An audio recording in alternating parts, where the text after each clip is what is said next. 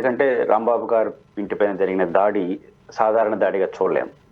రాంబాబు గారు ముఖ్యమంత్రి గారి పైన చేసిన పరుష పదజాలాన్ని ఎంత ఖండిస్తామో, అట్ ద సేమ్ టైం వారిపైన పోలీసులు చర్య తీసుకోకుండా పార్టీ శ్రేణులు వెళ్ళి అటాక్ చేయడం అనేది ప్రజాస్వామ్యానికి చాలా ప్రమాదకరమైన సంకేతం. ఆ పార్టీకి జిల్లా అధ్యక్షుడు, ఒక మాజీ మంత్రి, వైఎస్ఆర్ కాంగ్రెస్ పార్టీలో టాప్ మోస్ట్ లీడర్లో ఒకరు. అంటే ఆ పార్టీ శ్రేణులందరూ గుర్తించుకునే కొన్ని పేర్లు ఉంటాయి. ఒక కొడాల నాని గారు, ఒక సజ్జల రామకృష్ణారెడ్డి గారు, లేకపోతే బుగ్గన్ రా, ఇట్లా ఒక 10, 20, 30 మంది పేర్లు ఇస్తే అట్లాంటి వాళ్ళు రాంబాబు గారు అంటే ఆ పార్టీకి ఒక ఇంపార్టెంట్ పర్సన్. అలాంటి వాళ్ళ ఇంటిపైన దాడి చేసినప్పుడు అధ్యక్షుడు పోకుండా ఎలా ఉంటాడు? ఒక భరోసా ఇకపోతే పార్టీ ఏం మెసేజ్ వెళ్తుంది? అందువల్ల జగన్మోహన్ రెడ్డి గారు చాలా పట్టుదలతోనే వెళ్ళాలనిపించింది, వెళ్ళారు. వెళ్ళడాన్ని ఎవరు విమర్శించాల్సిన అవసరం లేదు. అట్ ద సేమ్ టైం స్పందన, ఎందుకంటే గుంటూరు జిల్లాలో ఉన్నటువంటి, గుంటూరు సిటీలో ఉన్నటువంటి రాంబాబు గారి ఇంటికి జగన్మోహన్ రెడ్డి గారి ఇంటి నుంచి బయలుదేరడం చాలా తక్కువ దూరం, బహుశా 20-25 కిలోమీటర్లు, 30 కిలోమీటర్ల లోపే ఉంటుంది. దాదాపు ఒక మాజీ ముఖ్యమంత్రి కాబట్టి ప్రోటోకాల్ ఉంటుంది కాబట్టి ఒక 20-30 నిమిషాల్లో వెళ్ళిపోవచ్చు. కానీ ర్యాలీకి వెళ్ళినా కూడా ఒక 2-3 గంటలు వెళ్ళొచ్చు. కానీ ఆయన దాదాపు 10 గంటలకు స్టార్ట్ చేస్తే దాదాపు సాయంత్రం 4 వరకు వెళ్తూనే ఉన్నారు. అంటే దాదాపు 6-7 గంటలు పట్టింది. దానికి కారణం ప్రత్యర్థులు బల ప్రదర్శనవచ్చు. కానీ వైసీపీ కార్యకర్తలు ఎక్కడికక్కడికి సమీకృతమై జగన్మోహన్ రెడ్డి గారికి సంఘీభావం చెప్పారు. వాళ్ళు చెప్పింది జగన్మోహన్ రెడ్డి గారికి సంఘీభావం అని పైకి కనిపిస్తున్నా వాళ్ళు చెప్పింది రాంబాబు గారికి. ఒక అసాధారణ దాడి జరిగినప్పుడు భయకంపితులయ్యారు వాళ్ళ కుటుంబ సభ్యులు. మళ్ళీ ఆ ఘటన అయిపోయిన వెంటనే తేరుకొని వాళ్ళ అమ్మాయి కూడా రాంబాబు గారి కన్నా అద్భుతంగా మాట్లాడింది. ఇప్పుడు ఆ టాక్ రాంబాబు కన్నా ఎఫెక్టివ్ లీడర్ గా ముందుకు వస్తుందా అన్నట్టుగా ఆ ఉపన్యాసం ఉంది. అంటే తేరుకున్నారు. ఆ రోజు రాత్రి కొంచెం కంగారు పడి తేరుకున్నారు. కానీ ఎంతైనా సరే ఒక కంగారు కదా. అట్లాంటప్పుడు ఎంటైర్ పార్టీ మేము ఉన్నాము అని చెప్పడం అనేది ఒక సాధారణ విషయం, అది బాధ్యత కూడా. కాబట్టి జగన్మోహన్ రెడ్డి గారికి దారి పొడుగున సంఘీభావంగా నిలబడ్డారు అంటే అది జగన్మోహన్ రెడ్డి గారికి సంఘీభావం చూడడానికి లేదు. రాంబాబు గారికి ఆయన వెళ్తున్నాడు, వాళ్ళందరూ ఇంట్లో పంపిరుగా, జగన్మోహన్ రెడ్డి గారినే పంపిస్తారు. కాబట్టి వీళ్ళందరూ పోరు కాబట్టి వాళ్ళ రూపంలో వాళ్ళ అభిమానాన్ని, వాళ్ళకున్న సపోర్ట్ని ఇచ్చారు, ఖచ్చితంగా ఇస్తారు. ఇట్లాంటి ఘటనలు జరిగినప్పుడు ఒక ఎమోషనల్ రియాక్షన్స్ ప్రజల నుంచి ఉంటాయి, అది సహజంగా ఉంటాయి. ఎందుకంటే వాళ్ళ పార్టీ నాయకుడు ఇంటి మీద ఇల్లు అనేది సెంటిమెంటు, పార్టీ ఆఫీస్ అనేది సెంటిమెంటు, ఇల్లు అనేది సెంటిమెంటు, కొన్ని బడి అనేది సెంటిమెంట్, కొన్ని సెంటిమెంట్ ప్రాంతాలు ఉంటాయి. అట్లాంటి సెంటిమెంట్ ప్రాంతాలు జరిగే పరిణామాలు సమాజాన్ని బాగా ప్రభావితం చేస్తాయి. రాంబాబు గారు ఇంటి మీద దాడి చేయడం అనేది ఖచ్చితంగా ఆ పార్టీ శ్రేణులు ఒకవైపు భయపడతారు, ఇంకోవైపు కంగారు పడతారు, ఇంకోవైపు తెగిస్తారు. ఆ మూడు ఒకేసారి వస్తాయి. దీని ద్వారా వచ్చే రియాక్షన్స్ అది ఖచ్చితంగా చాలా రోజుల పాటు నిలబడుతుంది. అందువల్ల జగన్మోహన్ రెడ్డి గారి పర్యటనకు అంత పెద్ద ఎత్తున జనం వచ్చారంటే ఒకటి జగన్మోహన్ రెడ్డి గారికి ఉన్న ఎప్పుడున్న ఫాలోయింగ్, ఆయన దేనికి వెళ్ళినా వందలాది మంది, వేలాది మంది ఆయనకు సంఘీభావం చెప్పడం, ఆయన కలపాలను. కానీ ఈసారి వచ్చిన సంఘీభావం మాత్రం జగన్మోహన్ రెడ్డి గారికి ఉన్నటువంటి చరిస్మాతో పాటు జరిగిన ఘటనకి ఒక రియాక్షన్.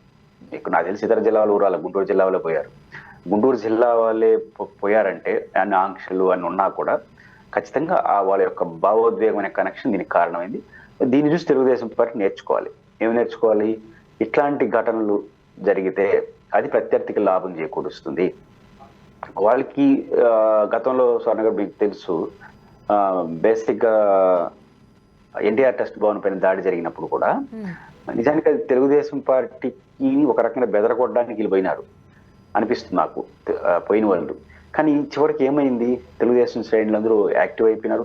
ఈరోజు మన ఆఫీస్ మీద దాడి వస్తే రేపు తర్వాత మన పరిస్థితి ఏందనే చోటైపోయి రాష్ట్రం అంతా అక్కడ కదిలి సరగన మనం గెలవకపోతే మనం నిలబడగలమా, బతకగలమా అనే అభిప్రాయం గెలిపిస్తున్నారు. నిలబడతారు, బతుకుతారు. కానీ ఆ దాడి యొక్క సీరియస్ అర్థం వచ్చింది.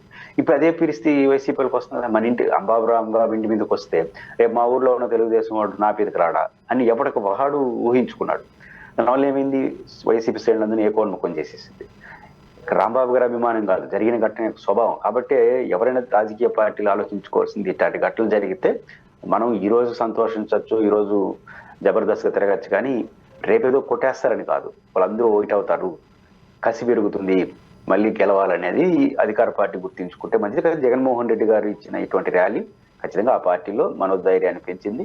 అయితే పార్టీ శ్రేణులు కూడా ఎస్ నాయకుడు ఎలా ఉంటే మేము కూడా అలానే ఉంటామని వెనకపోతాం అనే పద్ధతి నాకు ర్యాలీలో కనపడింది. అండ్ అండ్ మరో పక్క ఒకసారి మనం ఒక 2 స్టెప్స్ మనం వెనక్కి వెళ్తే ఆ రోజు చంద్రబాబు నాయుడు గారు సతీమణికి సంబంధించి మాట్లాడిన వ్యాఖ్యలు కావచ్చు, ఈరోజు చంద్రబాబు నాయుడు గారు అమ్మగారిని తీసుకొచ్చి మాట్లాడిన బూతుల వ్యవహారం కావచ్చు, ఇవన్నీ మనం చూస్తున్నాం. దానికి ప్రతిఫలంగా ఈ దాడులు చూస్తూ ఉన్నాం.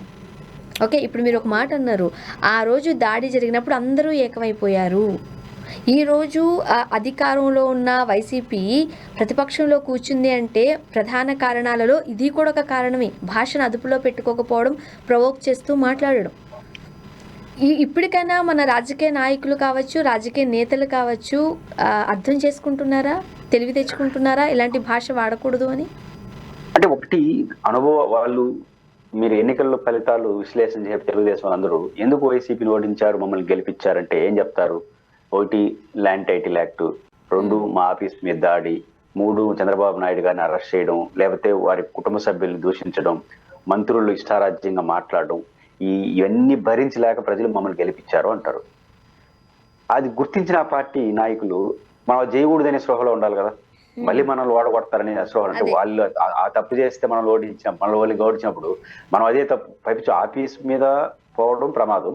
కానీ ఇల్లు అనేది సెంటిమెంట్ కదా. నా ఇల్లు, నా ఇంటి మీద దాడికి వస్తే నా పరిస్థితి ఏందనే భయం కంపితులు చేస్తే నాట్ ఓన్లీ రాంబాబు గారు ఆ పార్టీ శ్రేణులు కాదు, చూసే సమాజం కూడా దీన్ని హర్షించదు.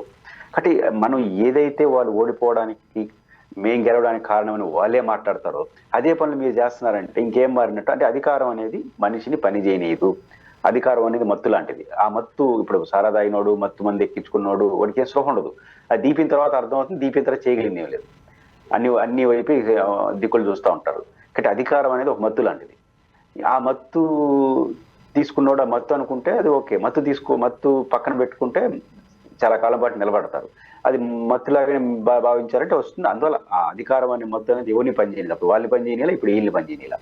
కాబట్టి ఏదైనప్పటికీ కూడా ఆ మత్తు ఎక్కినోడు మాత్రం పాత్రం కాక తప్పదు. కాబట్టి తెలుగుదేశం పార్టీ గతంలో వాళ్ళు చేసిన తప్పులు మళ్ళీ మనం చేస్తే ఇంకా పెరిగి స్వభావం మరింత మారింది. అది కూడా వాళ్ళు చూసుకుంటే మంచిది. కాబట్టి రాజకీయ నాయకులు మారుతారా అంటే మారినోళ్ళు నిలబడతారు, మారినోళ్ళు పడిపోతారు. అంతకుమించి కారణాలే ఉండవు. అండ్ మరోపక్క ఈరోజు ర్యాలీగా తరలి వచ్చిన కార్యకర్తలకు సంబంధించి మంత్రి అనగాని గారు కూడా వ్యాఖ్యలు చేశారు. ప్రవోక్ చేసేలాగా చేస్తున్నారు, పర్మిషన్ ఇచ్చిన దానికన్నా మించిన అక్కడ క్రౌడ్ పుల్లింగ్ జరిగింది. సో ఎట్లా చెప్తారు? కావాలని ప్రవోక్ చేస్తున్నారా? ఏమనిపిస్తుంది? అంటే మంత్రి గారు చెప్పిన దాంట్లో ఒకటి కనపడుతుంది. ఏంది, జనం భారీగా వచ్చారనేది ఇంకా భారీగా రాలేదు, తుస్సుమనింది అనే మాట ఇంకా అనలేరు. ఎందుకంటే ఇచ్చిన దానికన్నా వచ్చిందాన్ని మేము అడిగి అనుమతి ఇచ్చిన దానికన్నా ఎక్కువ వచ్చినారంటే వైసీపీ ప్రభుత్వ అంచనాల ప్రకారం బాగా వచ్చారు జనం అని అర్థం. అయితే అనుమతి లేదు అంటారు అంతే ఆయన. నెంబర్ 1. నెంబర్ 2, ఇట్లాంటి విషయాల్లో నేను అనుమతి ఇచ్చినంత మేరకే, పోలీసులు కోర్టులు అనుమతి ఇచ్చిన మేరకే మనం ప్రవర్తించాలి, దాన్ని ఎవరు కాదనరు.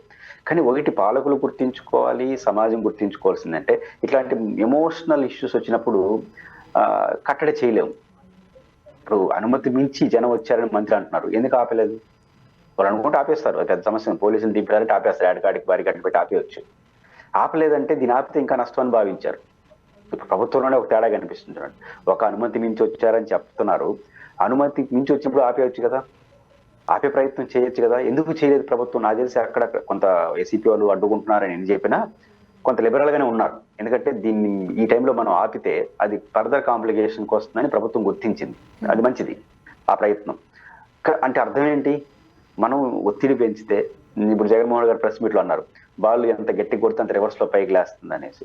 అది సార్వజనీన సూత్రం. కాబట్టి మీరు రాంబాబు గారి ఇంటి మీద కార్యకర్తలు దాడి చేసిన తర్వాత దాన్ని సమర్థించుకునే పద్ధతిలో మాట్లాడడం, ఆ దాడి చేసిన వాళ్ళపైన సరైన చర్యలు తీసుకోకపోవడం, దాడికి గురైన ఎత్తుకొచ్చి లోపలేయడం, అదే తప్పు ఇలుగడి చేసినారుగా. రాంబాబు గారు ఏ తప్పులైతే చేసినాడో, ఇది అభ్యంతరకర భాష వాడాడో ముఖ్యమంత్రి గారి పైన, విత్డ్రా చేసుకున్నాడు. కానీ వదిలేమని చెప్పను నేను, అన్నాడు, విత్డ్రా చేసుకున్నాడు అనేసి మేము ఇంకా అంటామని చెప్పిన వాళ్ళు ఇంకా ఉన్నారు గుంటూరులో. వాళ్ళ పరిస్థితి ఏంటి? అప్పుడు సమాజం దీన్ని చూస్తుంది కదా. దీన్ని గమనించాలి తెలుగుదేశం అధికార పార్టీ. కాబట్టి ఈ 2-3 ఘటనలు, ఒకటి పక్క ఇంటి మీద పోవడం, రెండో పక్క కర్రలు ఎత్తుకొని నిలబడడం, మూడోది మేమే చేసినామని చెప్పడం, ఆయన ఎత్తుకు లోపలేయడం, వీళ్ళేమో కేసులు పెట్టి సంబంధించి కీలకమైన వ్యక్తుల మీద పెట్టారో లేదో కూడా తెలియదు కేసు తెలిపినప్పుడు సొసైటీ రియాక్షన్ వేరే రకంగా ఉంటుంది కదా.